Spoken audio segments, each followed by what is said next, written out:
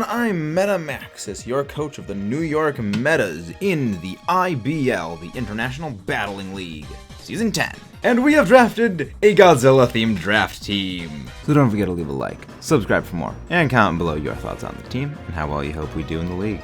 This is going to be absolutely glorious. Starting off, we have Excadrill. We can't really talk about Excadrill without first talking about Tyranitar. This is one of my absolute favorite Pokemon to use in competitive, just in general. I freaking love this thing. It has that amazing base stat line, very bulky across the board. Not a great speed stat, but it does get Dragon Dance. It's got Sand Stream, so it automatically sets Sand upon entering battle, giving it a 50% special defense boost, and as well as other rock types, triggering abilities like Sand Rush and Sand Force, and is doing residual chip damage to everything that isn't Rock, Steel, Ground, or has Sand Stream, Sand Veil, which I believe Sand Veil is actually banned here, or Sand Rush. Gets Knockoff, gets Dragon Dance, can even go special, gets Body Press, Stealth Rocks, Thunder Wave. It could be an attacker, it could be a physical attacker, physical, defensive, specially defensive, extremely specially defensive with Assault Vest. Hazard Setter, Special Attacker, Mixed Attacker, Knockoff Support. It can really do just about anything you need. Sure, Tyranitar's fallen off a little bit as time's gone on, but this thing is one of the best. And I could think of no better fit for my team of, well, the Godzilla themed team, because when I picked this team, we literally got back from seeing Godzilla Kong the New Empire, and it was on the board. I was stoked.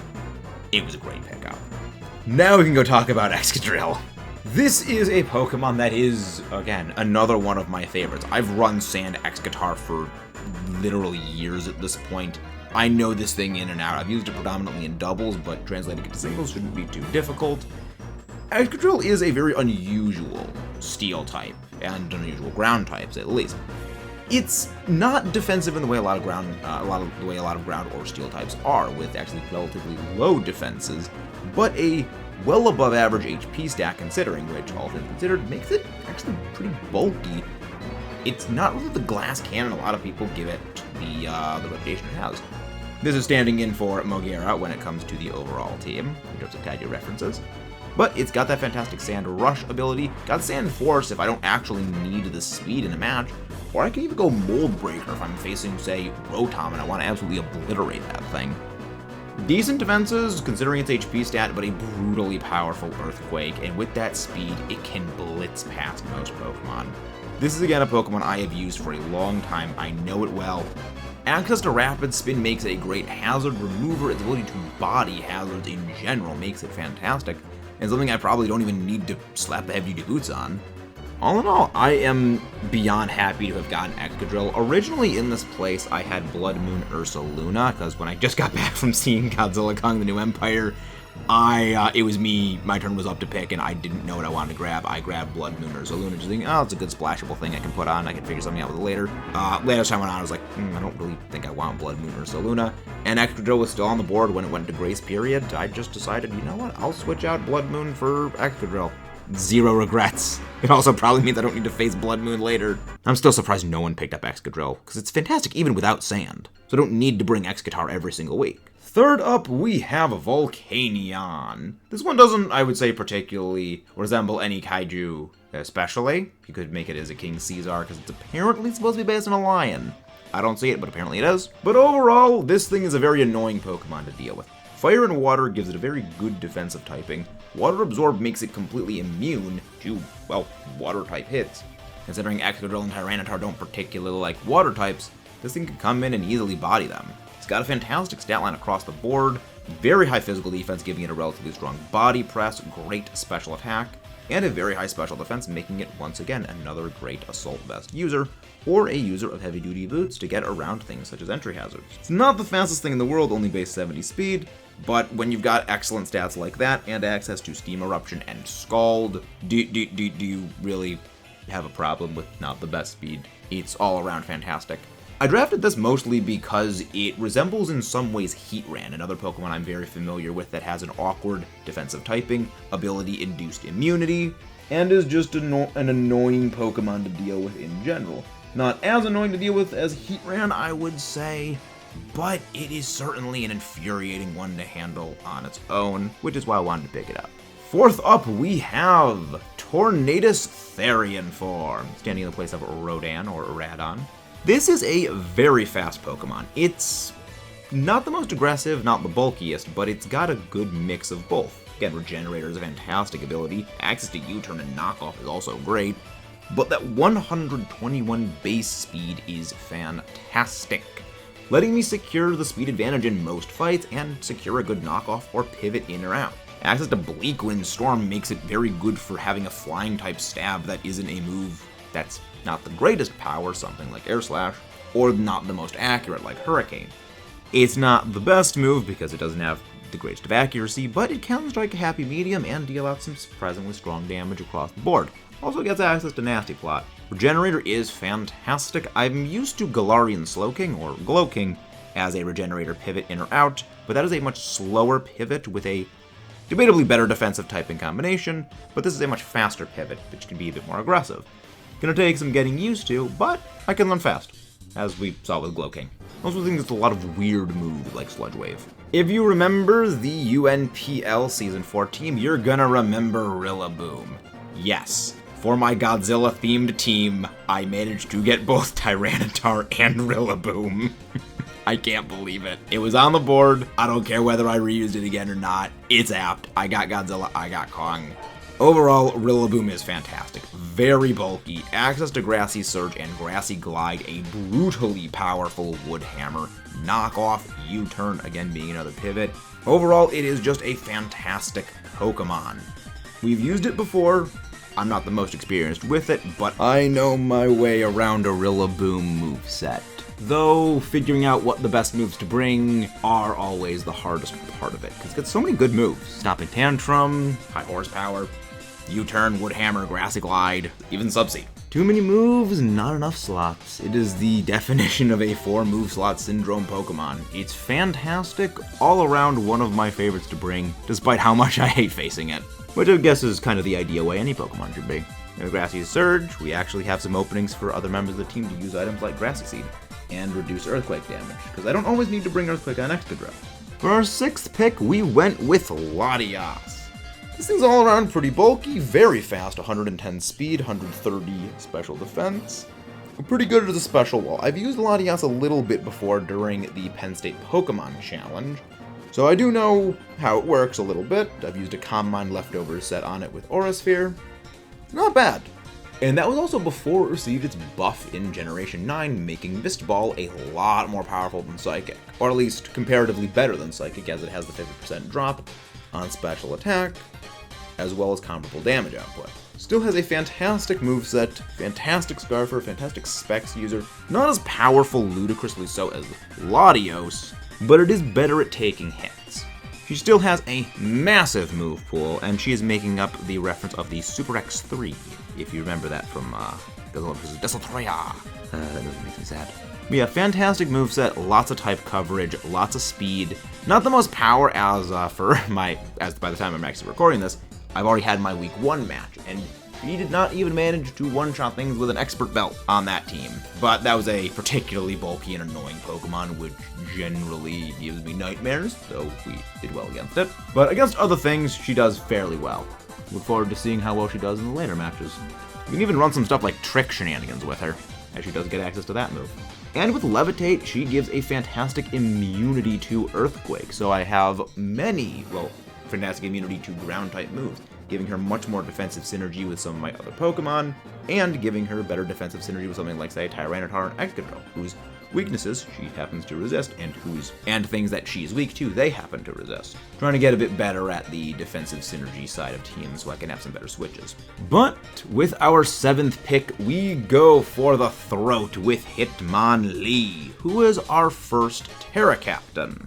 This is a Pokemon that we noted last season when we faced it, as is incredibly frail on the physical end, but with Unburden and its fantastic base speed stat, it can blast through a lot of things and blow past them with a great speed tier. Again, buffing its defenses with the Grassy Seed, rocking that gloriously powerful Unburden ability. Even though it is a massive glass cannon, it can still hit really hard without 120 base physical attack close combat.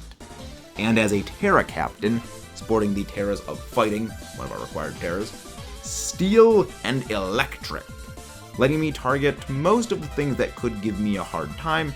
It also has a very fast knockoff, So all in all, this thing is more than a little threatening. Not a particularly experienced Pokemon, not a Pokemon I'm particularly experienced in using, but I think I can learn fast. And I guess you could say that it is representing Jet Jaguar in the Kaiju lineup. For our 8th pick, we have the dearly departed McGoodboy, Houndstone. It is not exactly the most powerful, not exactly the bulkiest, but all around it is a very useful, very versatile Pokemon. It is an auxiliary Sand Rush Sweeper. With its defensive typing of just pure Ghost, it actually synergizes very well with both Excadrill and Tyranitar, but it also has other pretty devastating moves even if I can't run Last Respects, as that is banned. It is also another one of our Terra Captains. But as a Ghost type, it can run a very powerful, vicious Poltergeist, which Poltergeist with wide lens only has a 1% chance of missing, so that's fun. But also on top of that, it gets Will-O-Wisp and Stomping Tantrum, so I can, even if I miss a move, well, I've still got Stomping Tantrum that can punish, so it's kind of a win-win. It does get Play Rough, which is part of why the Fairy Terra is there, but it may be just better to straight up just go Terra Fairy and go Terra Blast, as I don't really want to gamble on, well, Play Rough, unless I'm running a wide lens, again, for the same reason I'm running something like Poltergeist.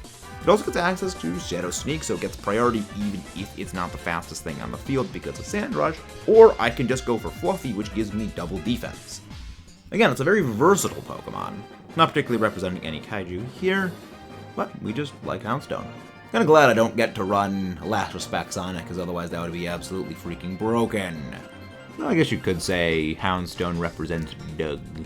And also another Pokemon similarly representing Doug, the Kaiju Titan. We've got Glaceon, my favorite of the Eevee clan.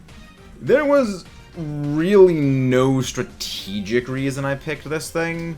I just really like Glaceon, and I really like the move Freeze Dry. It is again another Terra Captain, and unusual among Ice-type Terra Captains, it's not gonna want to be Terra Electric. A lot of the times, Ice types tend to prefer going Terra Electric for that Bolt Beam coverage, but as Glaceon gets my 3rd favorite attack in the entire series, Freeze Dry, I don't really need Terra Electric, as the Electric is there to punish Water types. But Terra Ice Freeze Dry, even, Terra Ice Freeze Dry simply just hits that even harder. So I could free myself up to go for Terra Ground and Terra Water to hit Steel and Fire types as well as Rock types for some very heavy damage. As well as they have very good defensive synergy with those typings. It is not necessarily the speediest thing in the world, only 65 base speed, and it doesn't have a particularly high HP stat at also 65, but it does have very good physical defense and actually pretty moderate special defense, all things considered, with a 130 special attack stat backing it up. Not the bulkiest thing in the world, but it can hit quite hard. Sadly, it can't really run a move like Trail Blaze, as it doesn't really have the necessary speed tier to do well, but it is something. Overall, I do like it. It is my favorite of the Eevee clan, but I'm probably not going to be running Snow this season of a draft league. We did that last season. And, well, let's see how well it stacks up to Iron Bundle as a Freeze Dry user. Thankfully, it doesn't really fear Walk and Wake in the same way Bundle did. At number 10 for our picks, we drafted Magneton. Yeah, as you can see towards the tail end, the whole Kaiju thematics kind of started to drift off. But, I mean, I guess you could say with the 3 Magnets, you could say it's a bit of a stand-in for Ghidorah. Though, I guess Doraz would probably work for this one. But it is Magneton. I went for Magneton, not Magnezone, as one, I needed another couple of low-tier picks, and I didn't have enough points to get Magnezone. But Magneton actually is a little bit faster, and it also gets Eviolite access. Sadly, Eviolite does not stack with Body Press, but Magneton's one bad defensive stat is its special defense, something that the Eviolite allows me to shore up without needing to run an Assault Vest while still bolstering my physical defense even well. A 120 base special attack is also nothing to really scoff at, considering this is a pretty defensive Pokemon. Electric Steel does have a lot of resistances and very few weaknesses. Again, weaknesses that synergize very well with the resistances of the rest of my team, or I can even run Magnet Pull to counter other people's Steel types.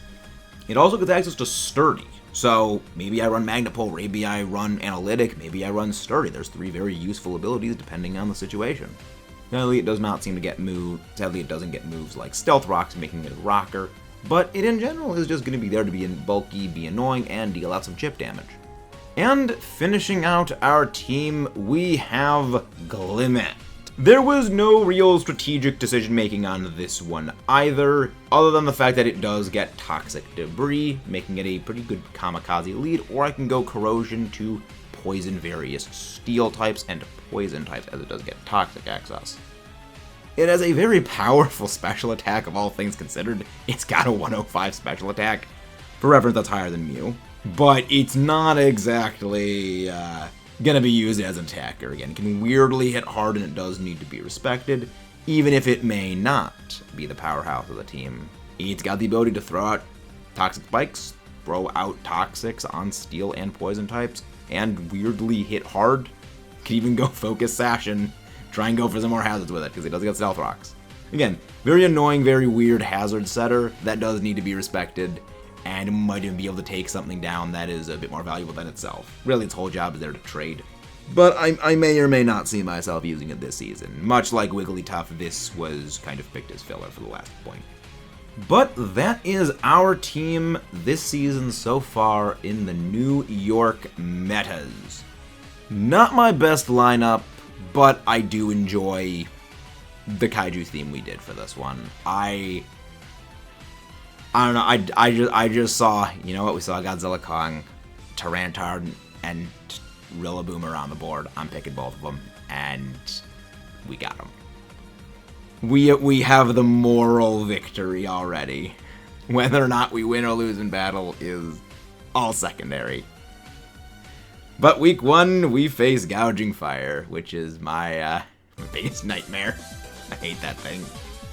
The thing survives, +1 adamant 252 Rock Slide from T-Tar, with no defensive investment. I really hate Gouging Fire. But wish us luck. That will be going up on the 21st for that battle.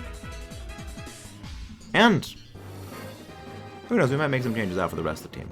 I will see you guys then. If you haven't done so already, don't forget to like and subscribe for more, and send some love to the rest of the coaches. I've been Maxis. Long live the Kaiju King.